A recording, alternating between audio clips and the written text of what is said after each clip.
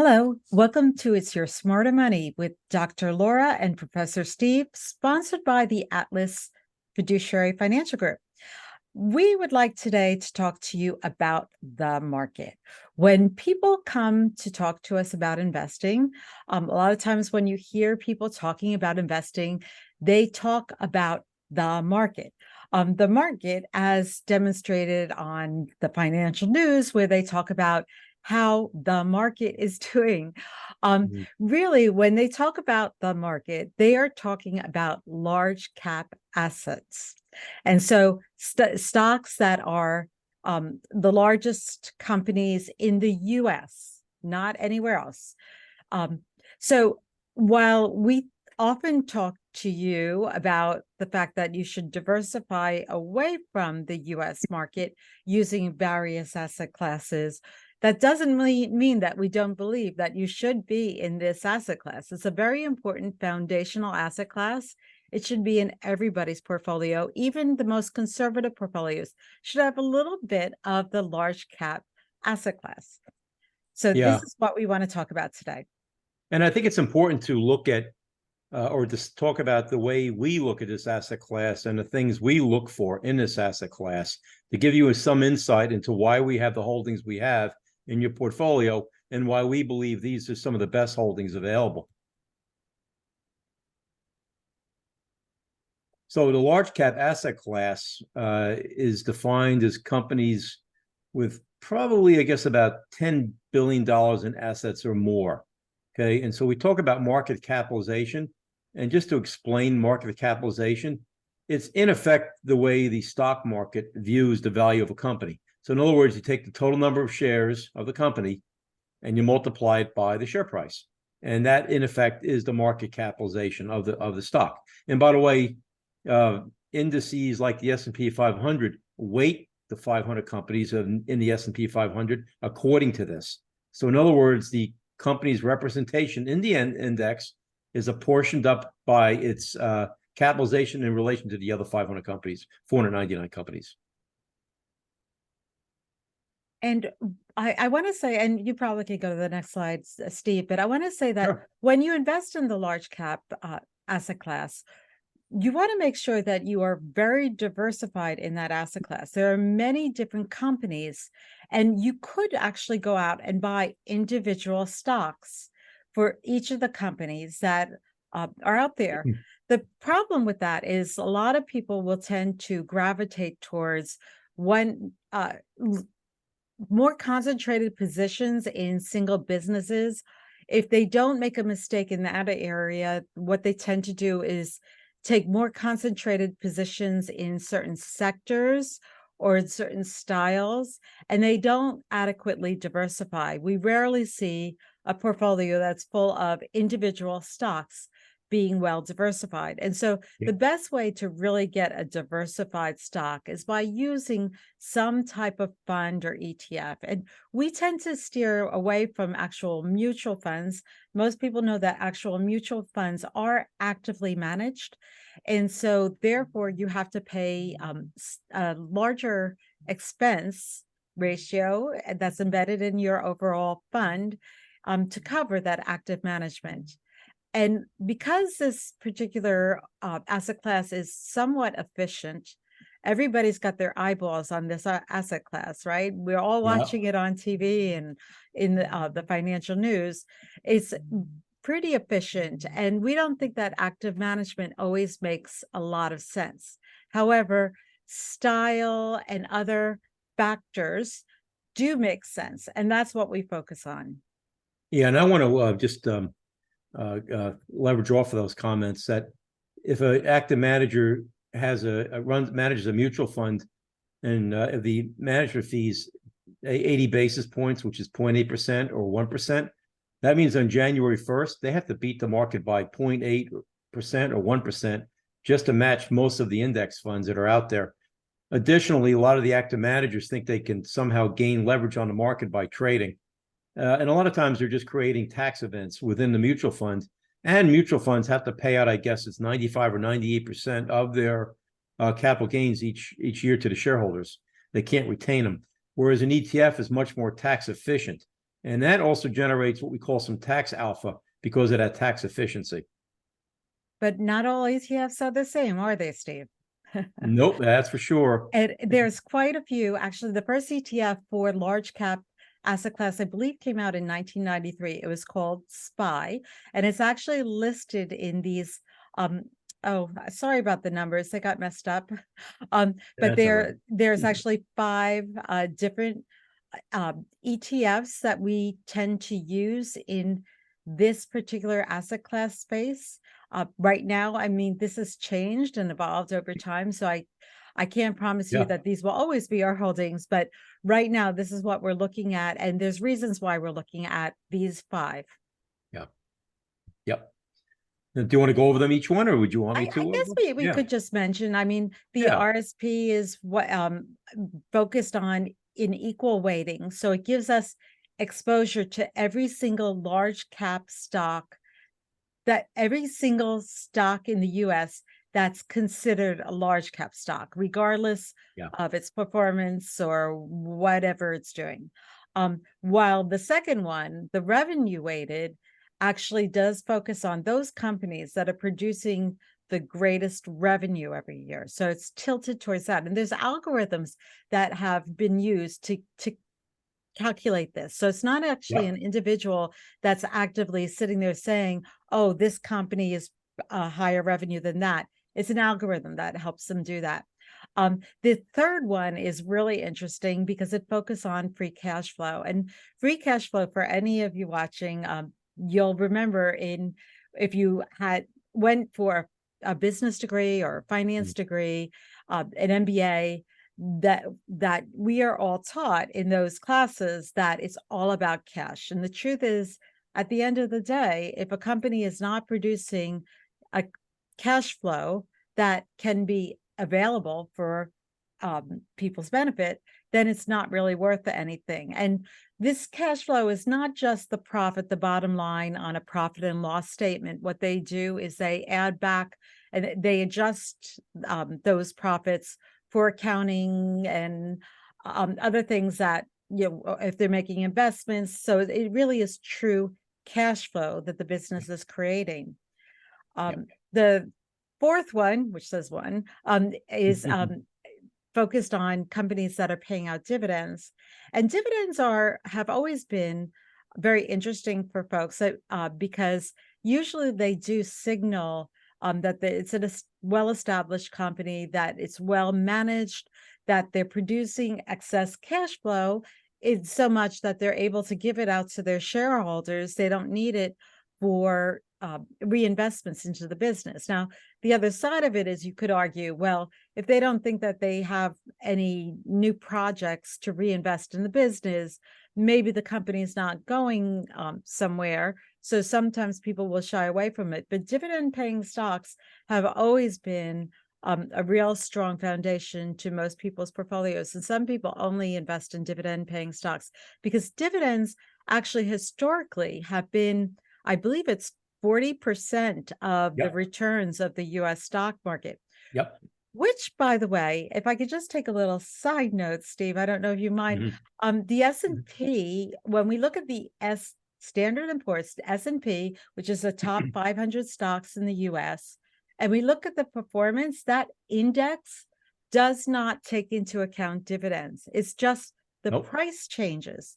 And so it doesn't really reflect the full story. There's actually a separate index called the S&P 500 Total Return Index, which does include the dividends, by the way. Right. But nobody looks at that. No, we do, but Right. yeah, you're right. It's really amazing that it's not used more often.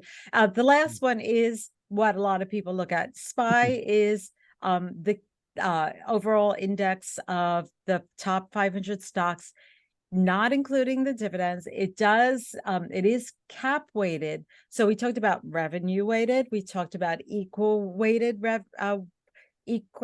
weighted. We talked about Yep. dividend weighted. We talked about cash flow weighted. This one is cap weighted. And so when we gave you that equation and Steve explained to you what it is, it's the outstanding shares times the stock price. It's the ones that generate the largest size of the company, the largest numbers. Now, something to keep in mind when we talk about that price that's listed there, the outstanding shares plus the price, can get a little out of whack because sometimes the price of the stock is trading can be based more about how people perceive what's going on in that Emotion. company and not necessarily what's really happening in that company, which is why Yeah. we like to look more at the fundamentals, your cash, revenue, dividends, things that really help us see how companies are intrinsically valued. These a cap weighted company is really more about how people feel about a company. That's And we right. tend to try to stay away from feelings when we're investing. So there's a common theme here among our holdings that these are based on a strategy rather than some active manager who thinks they can time the market, somehow find a stock that is undervalued because they somehow may just believe they have a better feeling for the company, that type of thing. Our holdings here are all based on a strategy, and some of this is backed by academic research, by the way, as well. It's really basically it is backed by academic research. If you really, not just some of it, it really has shown that it's how things have panned out over the course of the past 100 years. That's right. Yeah. So one of the things that when we invest in these different funds, we want to see that a fund is consistent in their approach and how they're actually addressing the way they're selecting the different companies that are part of their overall fund. And one of the things you can see, I do want to say that it's a little hard to read if you're not used to on the right-hand side looking at these different terms. The Yeah. first one, cows 100 is the cash, the one that's focused on free cash. The second one, dividend ETF, is focused on the dividends. The third one is equal weight. The fourth is revenue, and the fifth is the cap weight. And you'll notice that the cap weight, which is the line on top, is the most it's changing the most in how it's actually representing itself in the market. It went Yeah. up, it went down, it went up, and this is over just a short period of time, really, Yeah. And over the that's past 3 years. more of a testament to the valuation of the individual companies within the S&P 500. It's not so much that they're changing style here, of course. It's just that some of the companies became more valuable in terms of market cap, whereas the other holdings we have tend to be pretty consistent in how they evaluate the companies. Do they have high revenue in relation to the rest of the S&P 500? The other one, as we said, is equally weighted, and the other one depends on free cash flow. And takes the top 100 companies for free cash flow. So they tend to be more consistent in terms of the capitalization. But there is still consistency really with all of these. Right. So Well, some of the S&P's changes, somewhat of an illusion. It's just based on increase in the share price of some of the that's right, holdings. Steve. I think I was saying it wrong. What concerns me is that the underlying companies that represent this the S&P 500 are not as consistent. That Yep. if they truly had the value to support their price, they would not be fluctuating like this. They would be much more steady, like our other choices. Yeah, and we have some data which will show some of that, actually indicate some of it. Yeah. So this is really an important consideration from our view, is how concentrated is a particular holding, an ETF. And so what's happened with the S&P has become very highly concentrated toward 10 stocks, which represent over 30% of that index. And, we're not going to mention the stocks here, but just think there are technology stocks like Google and others. Anybody who really wants, we can get you the list. But that really concerns us when you see such concentration, and we think it's a reduction in diversification there. Whereas our holdings you don't see that as much, that high concentration. And by the way, when you blend all of our holdings together in the blend we use, you see very, very low amount of concentration among some really volatile and highly appreciated stocks, by the way. Yes. Okay, and here is the historical growth of the holdings. And this is not really that long a time period. Really, you say 2016 sounds like a lot of time, but in reality, it really isn't. Just consider this value in general. We're going to show this later. Beat growth for a very long time, but over the last 12 years or so, that's been reversed. Growth has actually beaten value. So even 10 or 12 or 15 years may not be that long a period of time. So what we're fighting with this issue and this graph is that some of these ETFs have not been around that long. I think CalZ might have been the one with the shortest amount of history in here. It doesn't mean that the strategy is not something that makes sense. It does make sense, but it hasn't been around as long. Which is very surprising to us, right? Yeah. That strategy hasn't used before because, as I said, they've been teaching free cash flow in business school forever, and that nobody ever used it is kind of remarkable. Wanted to just point out, over this short little time period that you are showing, though, that it has been a time where these cap weighted stocks have really driven a lot. So it's hard to read, I know, but that green line is really that S&P 500 fund that we've been talking about. However, you can see it's the second to, if we just go to the very end of 2023, where we are in July of 2023, or wait, this actually went September. it was actually it was a couple days ago, right? Okay. September. We can see that that particular, the green was the second. Pacer, the free cash flow has outperformed that. And you can see some of our other choices, like the revenue weighted, which is the blue, hasn't performed as well.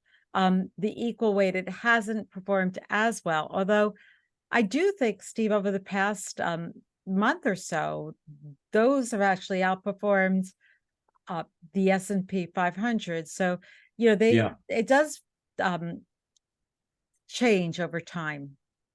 So what we've had this year is a lack of market breadth, which means that a lot of the stocks in the S&P 500 have not performed well this year. If you take out those top 10 holdings, the S&P really hasn't performed that well.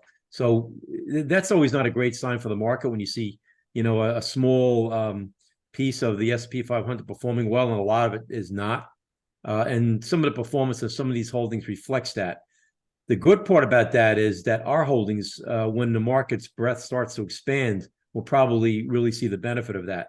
Now, as always, I just want to say, even though CalZ did really beat the others, we don't want to tell you that that's what's going to happen going forward, which is why, by the way, we have our holdings split up into 3 or 4 different types of ETFs, because we also want to hedge our bets a little bit, just to make sure that some strategy that's worked in the past, doesn't fail. So we want to kind of be cautious that way.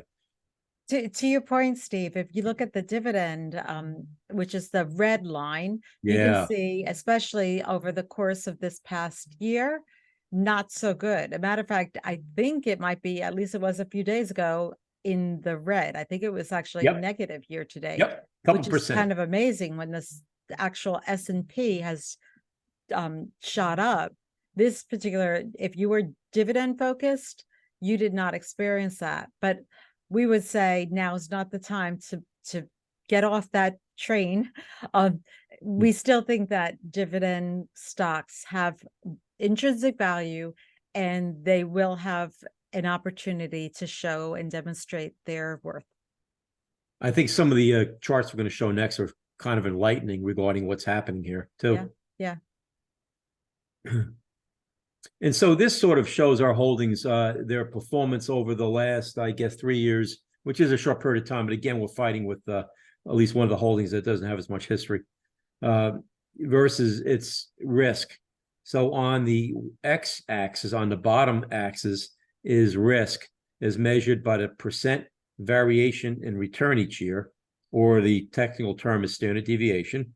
And on the y-axis is the actual annualized return, or average annual return, for the last 3 years. And you can see the holdings here. For example, the dividend ETF, as you said, which is in light blue there. It has had a lower return, but it also has had less risk. And what is interesting is that the CowZ had the highest return, somewhat around 25% per year, but it's also had a higher amount of risk. But what's interesting is we think that much of that risk is a reflection of variation on the high side. In other words, its return has been experienced a lot of variation on the positive side, and maybe probably much less on the negative side. We think part of that's that variations from that. Yeah, and I just want to caution too that when looking at a chart like this, it's always important to understand the interval that's being demonstrated or visualized here. That there's really, I mean, it's not like we're talking about 1 versus 50.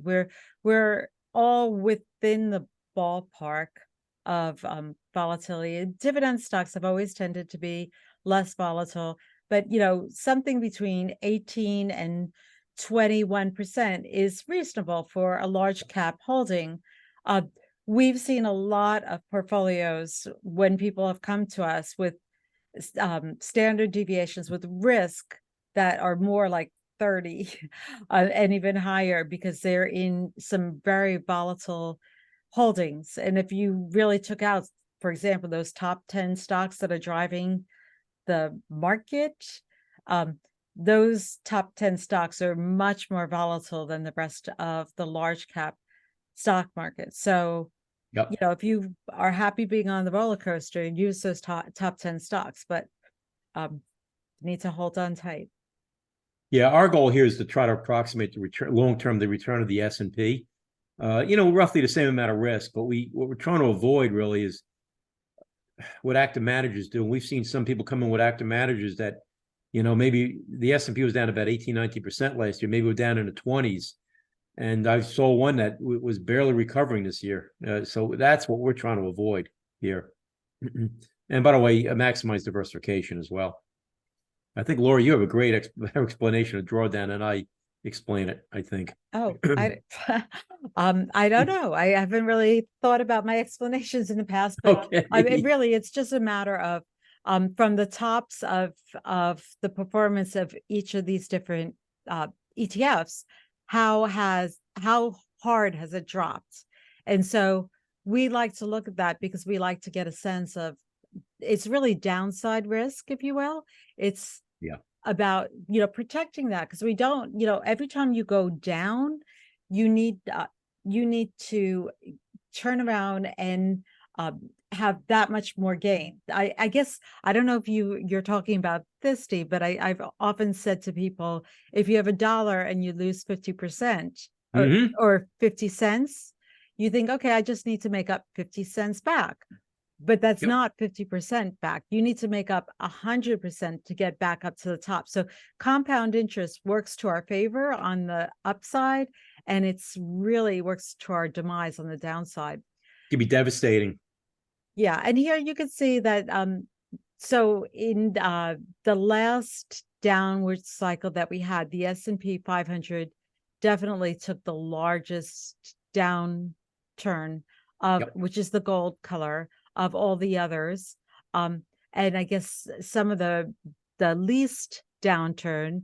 So on one hand, you could say dividend stocks haven't done that well this year, but they had a lot less to improve themselves, because if you look at the dividend, it's hard to see again, but it's the green. It went down about half that of the S&P 500. And so, again, we're not riding the roller coaster as much when we have some of these other exposures that are not as dramatic. And I want to mention the other large spike in the 2020, of course, was COVID.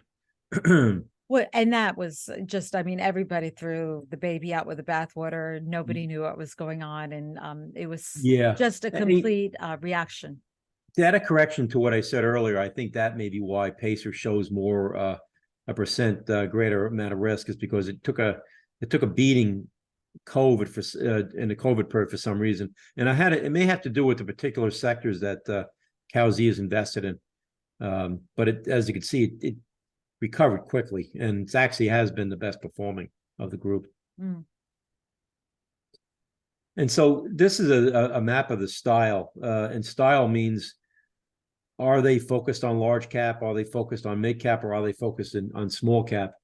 And here you can see, for example, it's hard to tell, but the big red ellipse is the S&P 500. So you can see it's sort of a blend of styles, which is what it is. It's a blend. But some of our holdings actually may cross slightly over into the mid cap area, although we treat them as large cap. They do cross over somewhat, and that's because of the way they're weighted.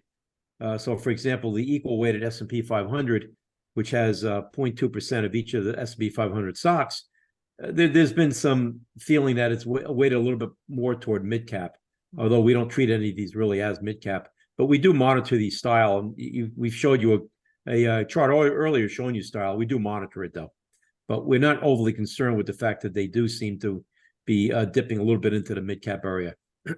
And notice also they're definitely trending towards the value side, not so much Yeah. to the growth side of because oftentimes growth stocks will tend to be more speculative in nature. We really don't have any way of justifying the prices that they're trading at, and we have concerns about that. So we will tend to veer off towards the value. And in terms of what Steve just said, also in terms of monitoring the portfolios, or monitoring these different funds, we did a talk a while ago, and I just want to remind folks that we actually look at the actual style of these investments by doing an analysis of the internal workings. We don't Yep. go by the name of the funds. I mean, there are actual funds that say growth and their value, and there's other funds that say value and their growth. The names of funds can be very misleading, and so we're looking at the internal workings. And that's true, because and also some of the funds don't even have a name. The famous one was Magellan, and he outperformed everyone else. But when you looked at his style, when style analysis actually started to become popular, which is the early 1990s, somebody looked at the style of Magellan, and Peter Lynch did perform well, but that's because he was all over the map. Yeah, even though he professed to be a large cap manager, he had small cap, he had international, he was all over the map. And so we look for style consistency, because we prefer to make those decisions regarding what area of the market somebody we want to be in should be made on our end. And we should choose the investments that match our desire in terms of the asset class mix. And this is something we alluded to earlier. Value stocks have performed the performance has been much worse than growth over the last 12, 15 years. But that doesn't mean that it won't change. And that's why we're so cautious about saying, all right, let's get rid of value because it hasn't performed as well. We believe in the long run, value will probably outperform growth in the long run. But it doesn't mean we totally exclude growth. We do have some growth in our portfolios. We kind of lean more toward value, but maybe between value and blend, sort of in that area right there. And the reason why we're showing you this particular slide, although there's a lot of other science that's been behind this actually came from a firm called Dimensional, and they produced this slide. But there's a lot of science, a lot of empirical studies that have been done that have shown that value outperforms growth over the past 100 years. And so what this is showing you are the times where value outperformed growth, which is above the zero line. And on average, our value outperformed growth by 4.4%. You can see the years where actually value underperformed growth. And so recency bias, which means what's happened very in the past couple of years prior to 2022, you can see these yellow bars of how value actually underperformed growth. And so a lot of people will think, oh, I hear what they're saying, but I don't, that's not my experience. Growth has outperformed value. And you would be right. Yes, for the past couple of years prior to 2021, 2022, where there was a decline, we saw that that was not the case. So it's Yeah. just these past 5 years, that those past 5 years in 2023, growth has again, if we this showed year to date 2023, we would see a yellow bar, meaning that value underperformed, but we would not make any drastic changes to our overall strategy because this demonstrates over the long run that we're positioned appropriately. Yeah, and last year, value outperformed growth because it declined less, which is important. As you know, you mentioned earlier about recovering from a decline. Mathematically, it can be daunting to recover from a decline. Yep. And this is really a great a chart because it shows you by style the performance of the various styles and also the capital, the size of the company. And you can see here, as we said, value year to date has been only up around 6.6% for large cap. And by the way, for small cap, only 4.7. And you can see that the winner has been growth, especially a large cap growth here. You know, so this has happened now, but it doesn't mean this is what's going to happen next year. So we will never make decisions based on something like this, but it is useful information just to see it. Yeah, it was, but it's kind of interesting, Steve, because we showed this and then we also showed our other valuations, which we have a couple of slides, but not in the same way. But for example, PE ratios and so forth, Right. you would see that there's so much more opportunity for value to outperform going forward because they're really almost either fairly valued or even undervalued than the growth stocks, which are clearly somewhat overvalued. They're pretty richly valued. That's right. And so this kind of shows that. So the price to earnings ratio is the price of the stock. So for example, if you have a company with a stock price of $50 and their earnings per share is $5, they would have a price to earnings ratio of 10. In other words, 50 divided by 5. So it's a pretty simple calculation. And so we have here our holdings, and we also have here the S&P 500, which is the one on the top. And that's sort of in that lighter blue. And you can see that the price to earnings ratio for the S&P is well over 20, 23, probably around that. And so that's a pretty rich valuation historically. A more average valuation could be 16 or 17. So you could say that it's maybe from that measure, 30, 40% overvalued potentially. But our holdings are not valued as richly, which means we think that there's more room to run there and there's more opportunity with our holdings because they're probably priced better and have more. I think there's more opportunity there for our holdings to perform better as the market breadth expands and companies that haven't performed as well do start to perform better. So our price earning ratios of our portfolios, when we've done the snapshot, are somewhere in the neighborhood of between 12 and 15%, right? That's right. And so that's important to know.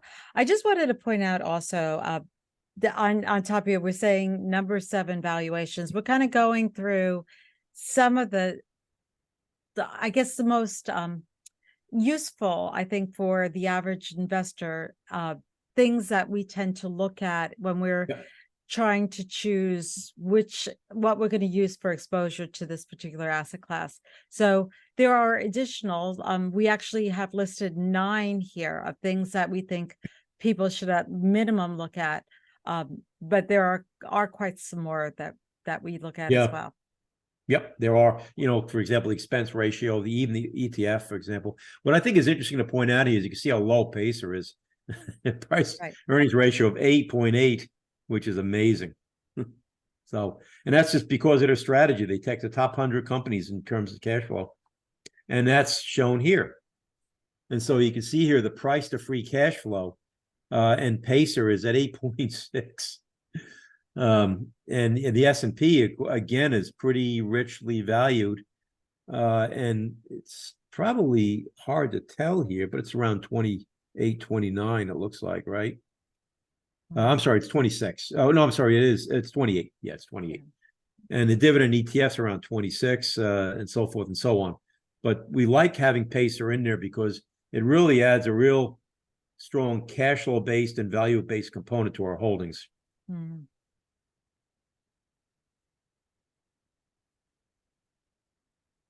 And this is sort of very similar. Right, Uh, right. yeah, you can maybe explain the difference, Lori. I know you really are an expert on financial statement analysis. Well, So this is similar, so we could just go past it. It's all okay, about really finding that real value of a business, and Pacer absolutely is focused on that. And um the one that really isn't as much so is just this free flowing S&P 500 cap weighted, which is on the top line. yep, okay. And this is the performance of our holdings, as you can see here. And we don't have the S&P because we have SPY, basically the same thing. As we mentioned earlier, the S&Ps performed better, around 17%. This is as of like 2 or 3 days ago, I think. Yeah, and SPY is the first investment listed here. Just want to point that out. This is most representative of what you're watching on when you watching the financial news. Yep. They're talking about this particular performance. And you can see year to date, um, SPY is definitely beyond all of our other choices, all of our normal. I mean, and honestly, for people that are on the conservative tilt of our models, they might not even have SPY in their model. So they may be seeing a lot lower. For people that are a little bit more tilted towards the aggressive side, we Right. have introduced SPY into their models, but Yep. not just SPY itself. We still have some of these other choices as well. But look Yep. at that dividend. Here we have the dividend ETF year to date, not such a great performer. Even Nope. 5 years, it's not showing as great performance. So although, No. um, it's still somewhat in line. But that cash flow, the CowZ, the focus on cash flow, that 1 year, 3 year, 5 year, outperforming everything. Yeah, it's stunning. And again, we're not going to predict that will continue. We certainly hope it does, but we would hope. We do believe, though, as I mentioned, when the market breadth starts to increase, that probably the dividend ETF and the equal weighted will start to show the effect of that, because they're not as highly concentrated into some of those 10 stocks that are in the S&P that have performed so well. Also with the shift to business cycle, right? Um, That's that's a great point. Yeah. yeah. Um, Yep. and we're not predictors of when we're going into a recession or when we're going out of a recession necessarily. It's very hard to predict. But these different choices that we have definitely will start performing when we start coming out of some of the malaise that we've been involved in lately. Yes. Yeah, I think so too. Mhm. So, as always, we appreciate you listening, and want to continue to help you understand what we're doing and why we're doing it. There is some logic to our madness. If you have any questions about your Mhm. specific portfolio and would like to talk further, please let us know. Thank you, and we'll see you soon. Bye.